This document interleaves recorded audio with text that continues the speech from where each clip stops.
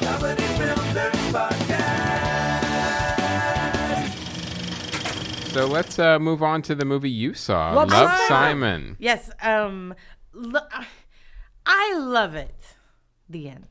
Yeah. I love it.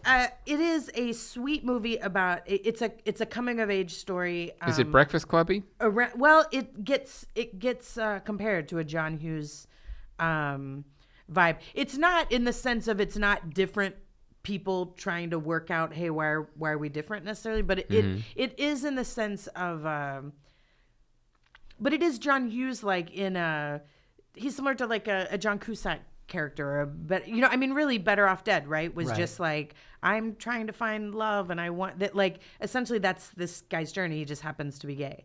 But I loved it. I'm going to my high school reunion this weekend.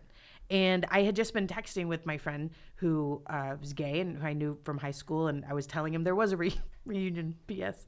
And I was like, why don't we just go dig it? What's wrong with it? How do you not know? Anyway.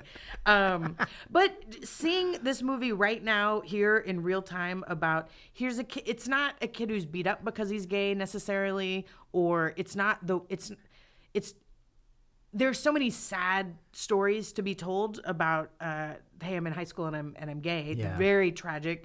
And this was not that story, but it didn't dismiss like, that's not the story. But it was still a big deal to be gay. And he still didn't want, I guess they kind of had it boiled down to everything will change. Like I have my friends and this is my life. And so part of it is him coming out. Yes. That's a big part of the movie, right? Yeah, it's him. Everybody. It captures in that John Hughes sense. I'm sorry to start 17 sentences, but I really loved it. It's high school love. It's Pretty in Pink. Yeah. It's pretty. It's not that plot, but it's I love that guy. Mm-hmm. And how do I who's this in this case? It's I just want to finish this up about my friend. My friend couldn't be gay in high school. Right.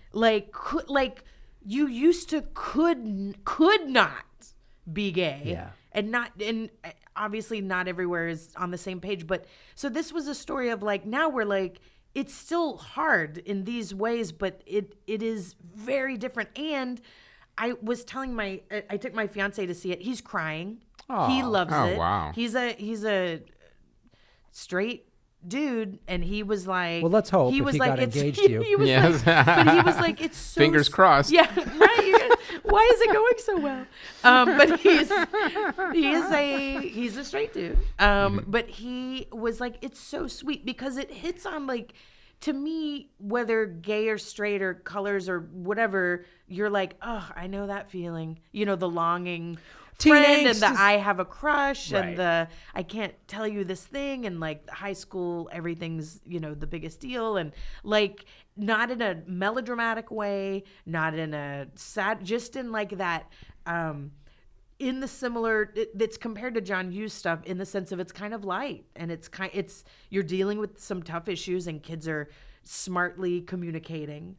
They're telling their feelings more eloquently probably than most kids do, but also way to write smart kids. From the first scene, the kids are referencing deep cuts of literature, so you're I love hearing that because it's one of the things that that bothers me when I watch a movie as I go, I feel like when they write teens, it's just it's also stupid. Whatever, Dad, slam. No, I have teenage nieces and nephews. TTYL. And well, and they're very thoughtful. And we were teens. And when you're alone with your friend, I remember, laying out on the trampoline with Hillary of what's it all about? It's teenage years are an existential I'm sorry, I know you have a teenager.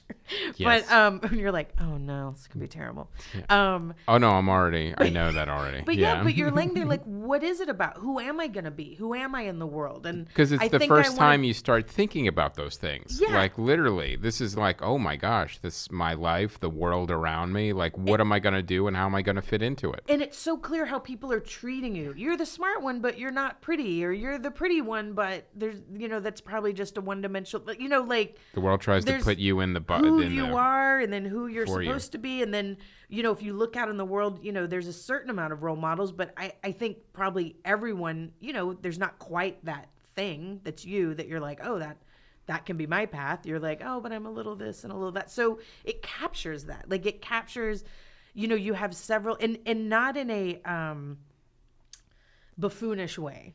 Although there is one character who's like, I guess you would say like the frenemy, who's like, I like your friend, help me.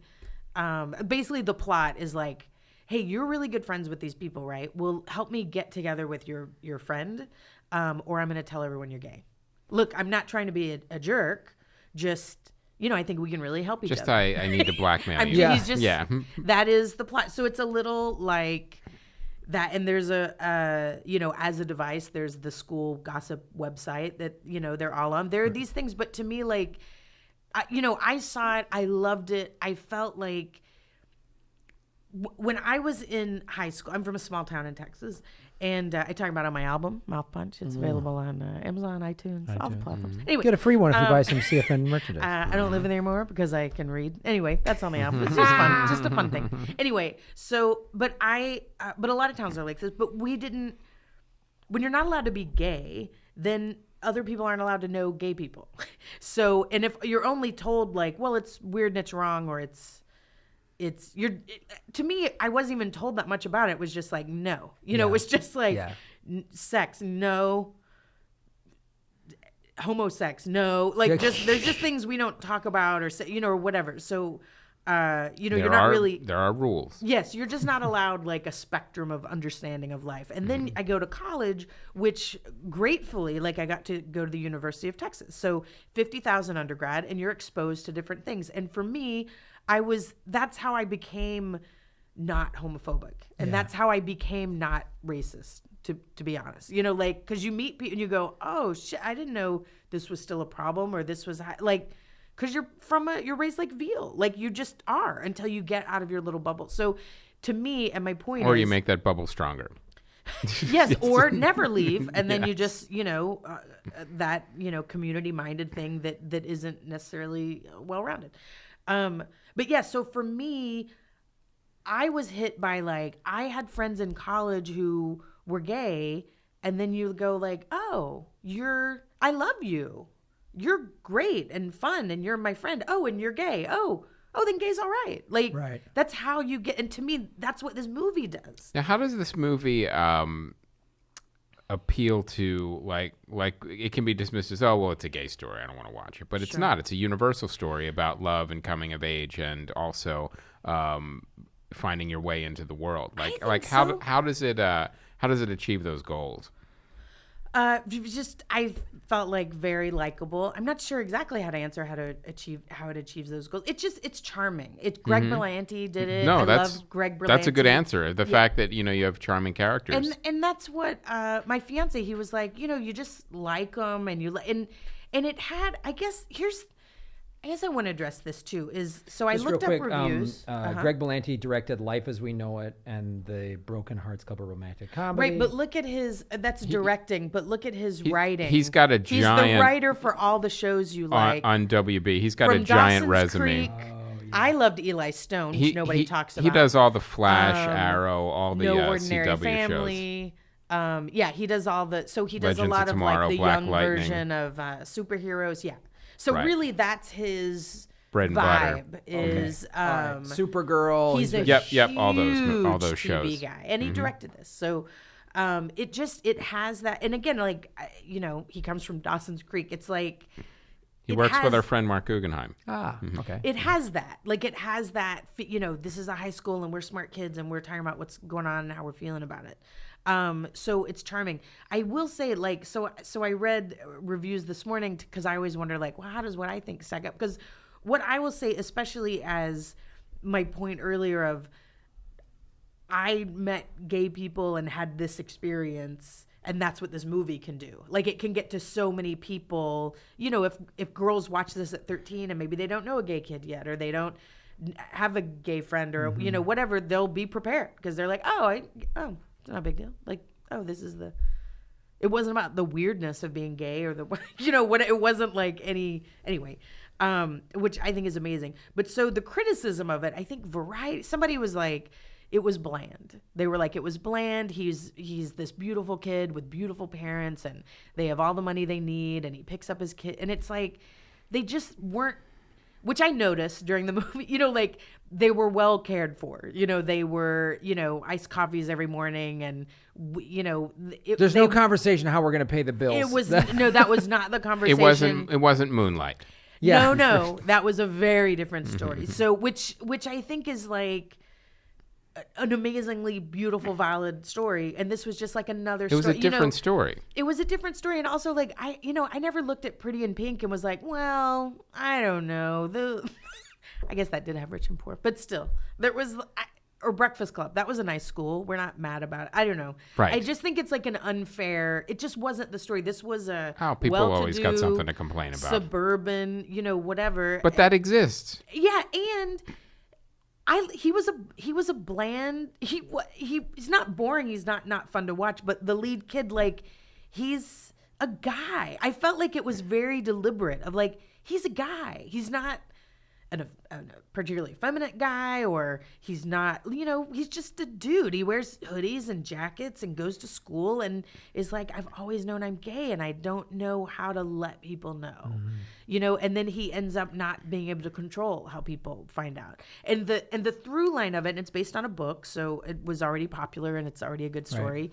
Right. But there's somebody posted an anonymous thing on the school gossip site, I'm gay and nobody knows or whatever. And then this guy looks at that person's email and makes a fake email for himself and starts writing them, I have this secret too. And so I just got to chill, because it's not like romance, like, oh, you're so I have to kiss. They don't know each other.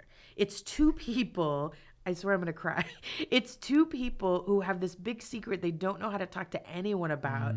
And they just connect by being like, I'm gay too, and write back and forth and have a similar sense of humor and a similar way that they see the world. And they just support each other. And then like, I think I'm going to come out to my dad and you've inspired me. And and then the one guy is like, finding himself, like you do, having feel like, I think I'm in love with this person, I don't even know who it is. And then like, so the fun of the movie is there's also a little bit of mystery of like, oh, was it that guy? Because he just said, there was an Oreo thing, and then this guy is eating is a sign? Is he trying to, and you can't ask because are you the gay guy? Are you the gay guy I'm in love with? And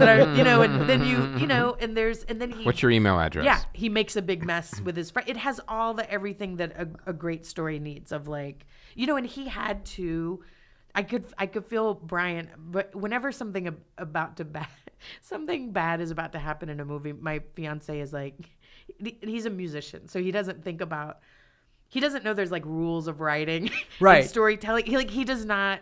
He's never been informed about dramatic structure and whatever. So he goes, "Oh, I just think something bad's gonna happen." Well, of course. Like in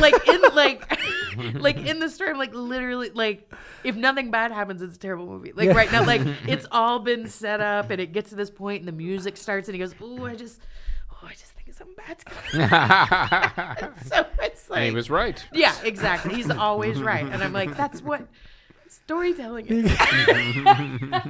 Like if I'm watching his concerts, like, oh, I think a solo's coming up. I think it's gonna be, because the band just played together, and then there's I think somebody's gonna. I bet you each one of these guys is gonna have a solo. Yeah. I bet each one of these. They're gonna play their instruments.